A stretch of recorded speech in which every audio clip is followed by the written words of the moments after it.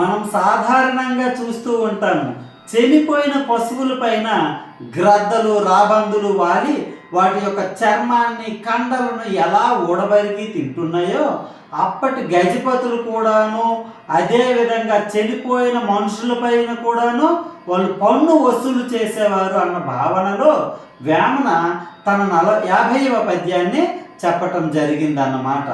అయితే అప్పుడే కాదు, ఇప్పుడు కూడాను చనిపోయిన మనుషులతో కూడాను రాజకీయం చేస్తున్నారు ఇప్పుడు పాలనాధికారులు.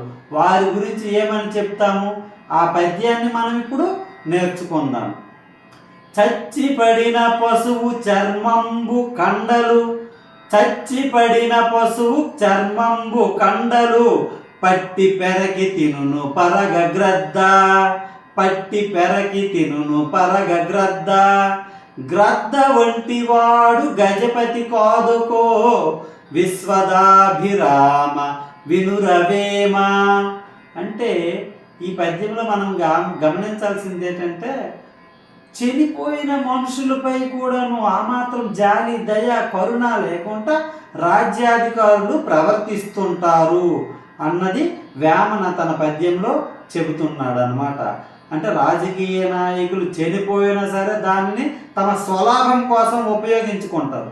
ఎలాగా, పశువు చనిపోతే గ్రద్దలు ఎలాగైతే చర్మాన్ని, కండలు ఓర్వేకి తింటాయో, ఈ మనుషుల పైన కూడాను అధికారులు అనేవారు అదే విధంగా తమ స్వలాభానికి ఉపయోగించుకుంటారన్న భావంలో చెబుతున్నాడు వేమన.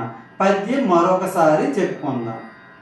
చచ్చిపడిన పశువు చర్మంబు కండలు, పట్టి పెరగి తినును పరగగ్రద్ద, గ్రద్ద వంటి వాడు గజపతి కాదుకో, విశ్వదాభిరామ వినురవేమ.